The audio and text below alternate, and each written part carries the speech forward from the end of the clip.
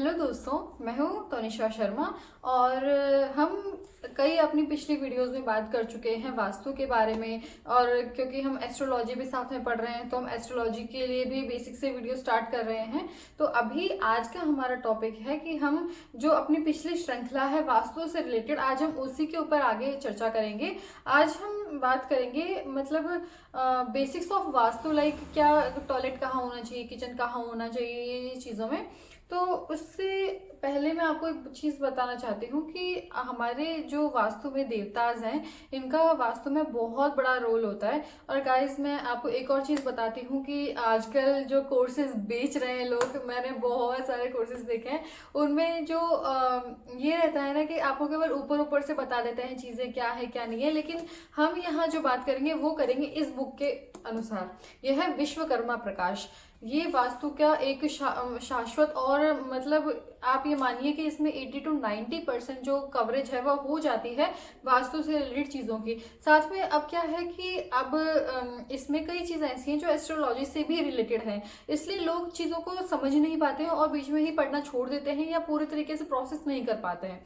तो हम चीज़ों को मतलब लाइन बाय लाइन पढ़ेंगे, चीज़ों को अच्छे से समझने की कोशिश करेंगे। तो इन्हीं चीज़ों में जो मैंने एक वीडियो पहले बना रखा है कि वास्तु पुरुष की उत्पत्ति कैसे हुई, और जो भी आप क्लासेस करेंगे उसमें पहला वीडियो यही रहता है कि वास्तु पुरुष की उत्पत्ति कैसे हुई, 15 मिनट में ये बता के वीडियो खत्म कर दिया जाता है। 5 मिनट का काम है वास्तु पुरुष कैसे जन्मा, कौन सा राक्षस था, उसको उल्टा लेटा दिया, उसके ऊपर देवता बैठ गए, तो ये चीजें हुई। और साथ में आपको हवन यज्ञ करते रहने चाहिए ऑलमोस्ट साल में एक बार। जैसे कि बोला जाता है कि जब आप 3-4 महीने के लिए घर से बाहर हैं, वापस आने के बाद में आपको एक वास्तु पुरुष का हवन करवाना चाहिए। मोस्टली एक छोटा हवन होता है जिसमें सभी देवताओं को आहुति दी जाती है, ठीक है। तो इससे क्या होता है, एक बार साल में अगर आप एक बार ये करवाते हैं तो आपको आपके जो सब घर के सभी देवता हैं उनको सभी को उनका खाना या उनके जो हवन की आहुति है वो मिल जाती है और उनका पोषण होता रहता है और वो आपको अच्छा फल देते हैं उससे। तो बस यही बात है, और इसी को फिर मतलब एक्सटेंडेड कर करके बोला जाता है। तो बस यही चीज़ है, ठीक है। हो गया जैसे अभी कबूतरों का घर में घोंसला बन जाना या कबूतरों का आ जाना, तो उनको भगाने के बाद भी आपको ये वास्तु शांति जो हवन है ये करवाना चाहिए। और क्योंकि यहाँ माना जाता है कि कबूतर अच्छे नहीं माने जाते वास्तु के लिए, तो ये चीज़ें ध्यान में रखनी चाहिए। आज हम बात करेंगे टॉयलेट्स के बारे में। तो देखिए, जो सबसे अच्छा टॉयलेट होता है वो साउथ साउथ वेस्ट का टॉयलेट होता है। यहाँ पे गंधर्व पद आता है। साउथ साउथ वेस्ट ये दिशा है, ये दिशा ही डिस्पोजल की दिशा है, इसलिए इसमें जो टॉयलेट होता है बहुत शुभ माना जाता है। इसमें 2 पद आते हैं, गंधर्व और भृंगराज।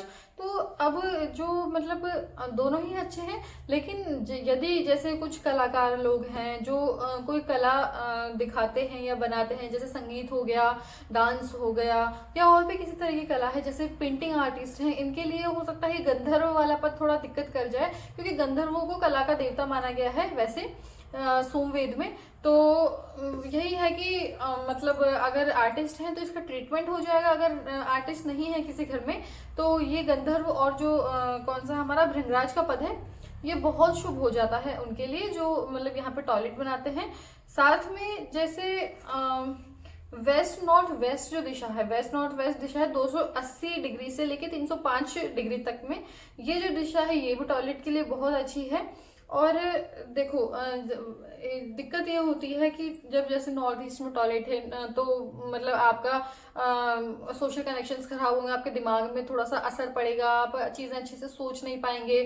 साथ में अगर नॉर्थ में दिशा है, नॉर्थ में आपका टॉयलेट है तो ये आपके मनी को फ्लश आउट कर देगा, है ना, आपके पैसे रुक नहीं पाएंगे। तो ये सारी चीज़ें हैं, मतलब जो साउथ साउथ वेस्ट है और जो वेस्ट नॉर्थ वेस्ट है, इन दोनों को छोड़कर यदि आप और कहीं भी टॉयलेट बनाते हैं तो ये चीज़ें मतलब जो उस दिशा के एट्रीब्यूट्स हैं वो उन जो टॉयलेट है वो उनको फ्लश आउट कर देगा, खराब कर देगा।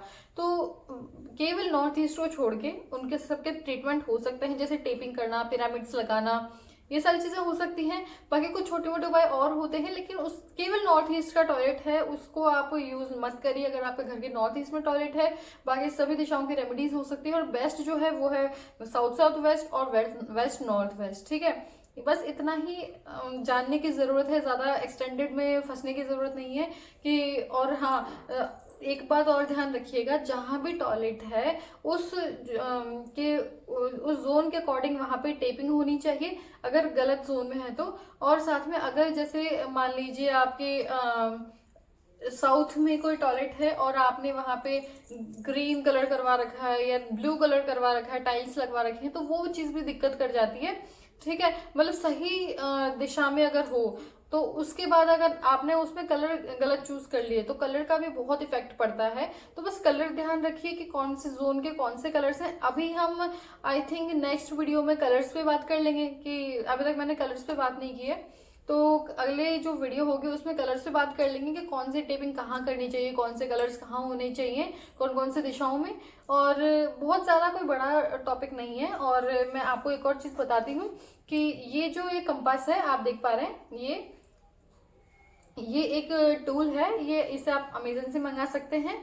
बहुत ही अच्छा टूल है और इसमें ऑलमोस्ट आपको सभी देवता मिल जाएंगे, सारी डिग्रीज मिल जाएंगी। बहुत काम का टूल है। अगर आप सीरियसली ये देखना चाहते हैं कि मतलब कैसे हम अपने देवताओं को देखें, कैसे हम अपनी डिग्रीज निकालें, घर की हमारे घर कौन सी दिशा में, कौन सी जगह पे कौन सी डिग्री आ रही है, तो उसके लिए भी हम नेक्स्ट आगे वीडियो बनाते रहेंगे। बाकी आप एक बार अगर खरीदना चाहे तो ये खरीद सकते हैं, पर ये तभी काम आएगा जब आपको अपने घर की मतलब मैप पता होगा, कौन सी डिग्री पे कौन सी चीज आ रही है। जब आपको घर का टू द स्केल मैप बनाना आता होगा, या तो आपने किसी ड्राफ्टमैन को बुलवा के टू द स्केल मैप बनवाना है, या हम बात करेंगे अगली वीडियोस में कि कैसे आप खुद ये सीख कर के कैसे अपने घर की डिग्रीज निकालनी है फोन से। उसे हम देखेंगे कि कैसे हम आप निकाल सकते हैं, और फिर उसके बाद में ये चीज आपके काम आएगी, उससे पहले ये चीज आपके काम नहीं आएगी। ठीक है, तो अभी आप धीरे धीरे ये चीजें करते रहिए, क्योंकि जनरल आइडिया में होता ही है कि हमारे घर की कौन सी दिशा में क्या है। एक मोटा मोटा आइडिया कि जैसे नॉर्थ कहाँ है, ईस्ट कहाँ है, ये तो आपको मोटा मोटा पता ही होगा। तो आप अपने घर की चारों जो दिशाएं हैं उनको देखिए, और उनमें देखिए कि भाई आपका किचन कौन से जोन में आ रहा है, कि साउथ में है या फिर कहाँ कौन सी जगह है। साथ में जो देखो, आपको घर की 3 चीजें बहुत इंपॉर्टेंट हैं जो आपको अभी नोट कर लेनी है, और जब भी जो आपके घर को सबसे ज्यादा इफेक्ट करती है, पहली है एंट्री। आपके घर का गेट, जो मेन गेट है, वो कौन सी दिशा में है, कौन सी जगह से खुल रहा है वो। ठीक है, ये इसके 32 पद होते हैं, जो गेट्स होते हैं चारों दिशाओं में। मतलब जैसे सर्कल होता है, सर्कल में ये पूरे 32 पद होते हैं, इनमें गेट्स होते हैं। हर गेट का अपना महत्व है। तो आपको पहली बात तो एंट्री देखनी है, दूसरी बात है किचन, और तीसरी बात है टॉयलेट। ये तीनों चीजें जब आप ठीक कर लेंगे अपने घर की, तो आपके घर के ऑलमोस्ट 70 to 80% समस्याएं खत्म हो जाएंगी या खत्म होने लग जाएंगी। तो इसलिए आप अपने ही जीवन को बेहतर बनाने के लिए, और देखो, कोर्स लेना बहुत अच्छी बात है, लेकिन वही नॉलेज अगर आपको कोई आदमी रिसर्च करके फ्री में दे रहा है तो वो भी तो उतना ही अच्छा है ना। ठीक है, आप भी सीखिए, मैं भी सीखती हूँ, और हम बनाते हैं अपनी जिंदगी को बेहतर। ठीक है, जुड़े रहिए। राधे राधे। और वीडियो को शेयर करिए उन तक जो सच में सीखना चाहते हैं और अपने जीवन को बदलना चाहते हैं। ठीक है, आप ये बिल्कुल करिए। और बाकी आपके कोई भी प्रश्न हो, कोई भी टॉपिक से रिलेटेड आपको वीडियो चाहिए हो, आप प्लीज मुझे कमेंट में बताइए। जब तक आप नहीं बताएंगे मेरे को पता नहीं चलेगा। ठीक है, आप आराम से फील फ्री होकर मुझे कमेंट में कोई प्रश्न पूछिए। अगर मतलब लगा मुझे कि हाँ इसका जवाब देना चाहिए, तो मैं जरूर उसका जवाब दूंगी, और उस पर अगर टॉपिक बहुत अच्छा हो तो उस पर वीडियो भी बनाऊंगी। ठीक है, तो अभी के लिए इतना ही। राधे राधे। सीखते रहिए, और अगर आपको बहुत इंटरेस्ट है तो आप मुझे बिल्कुल आप कोई भी टॉपिक बता सकते हैं, हम उस पर डिटेल में बात करेंगे रिसर्च करके। Okay, thank you so much. Radhe Radhe.